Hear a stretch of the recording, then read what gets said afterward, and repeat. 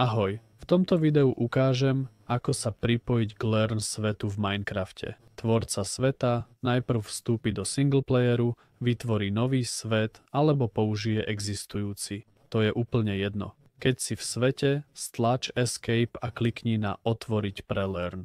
Potom nastav herný mód a či chceš povoliť príkazy. Číslo portu nechaj a klikni na Spustiť Learn svet. Uvidíš port, ale ten nie je dôležitý.